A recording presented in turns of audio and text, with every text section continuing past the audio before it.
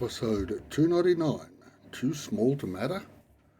This is the Change Underground. I'm your host, John Moore. Decarbonise the air, recarbonise the soil. We hear the argument here in Australia, and I'm sure it pops up elsewhere. We are only X percentage of global emissions. What happens if we spend the money to change, but the US, China and India don't? The fact that the X percent quoted, and it varies from 1 to about 2.5, doesn't take into account our coal and liquefied natural gas exports, because they're being burnt elsewhere by someone else, really destroys the argument. But let's look at the question. What if we transition to 100% renewables and zero emissions? Well, we'll have a less aurally polluted world as the sound of internal combustion engines are removed from our background sound matrix.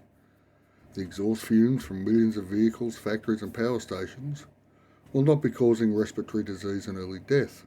And done right with a bit of forethought, a huge surplus of energy available for industry, innovation and experimentation as well as export would underpin the economy.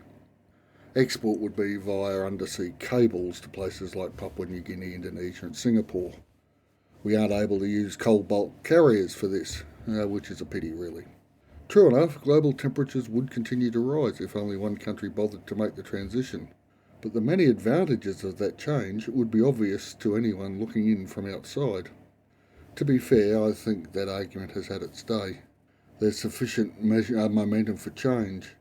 Russia, Ukrainian, Yemeni, Syrian and Ethiopian conflicts aside.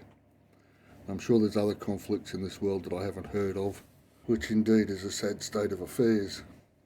Change, though, has arrived in this great southern land. The coal-loving, science-denying, pseudo-Trumpian, God-bothering conservative coalition that ruled here for the last 9 odd years was tossed out last Saturday. A wave of loosely aligned professional women known as the Teal Independents and the Green Party look like they'll hold the balance of power in both houses, with a Labor minority government in the House of Reps. Given the fires of 2019-2020 and the floods of 2021-2022, it would have been surprising if a change had not occurred.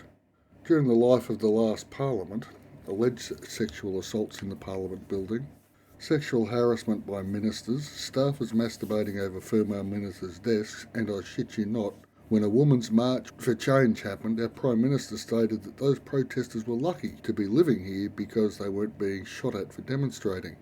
That Prime Minister has connections with prosperity gospel evangelicals, and gave his last speech as PM at his local megachurch. That might not seem unusual to some of my listeners, especially in the US, but it is a distinctly distasteful combination of church and state which does not sit well with the Australian cultural norms. We have no problem with people believing whatever they want, but the general rule of thumb is that is a private matter and not one for public display. We too have had our sexual abuse of children scandals and cover-ups by institutions, not just by, but notably including every religious organisation in the country, including the one our PM is affiliated with. To put it all in shorter form, the convergence of fossil fuel business interests, a rich equals blessed by God attitude and a born-to-rule mentality leading to rorts and corruptions on scale not seen since the Rum Corps of the early New South Wales colony, there's a link for that in the show notes, has been keeping us from achieving or even setting rational climate goals. The groundswell for change has been built upon a quiet anger at being dismissed and ignored for the sake of corporate, read coal, donors to the ruling coalition. There is now great hope for more ambitious 2030 and 2050 targets, backed up with actual plans and funding. As I've mentioned in other episodes, inflationary periods have been caused by spikes in oil prices. Let's get off the oil and remove that cause. And as I said earlier, a much quieter world where we can actually think more clearly.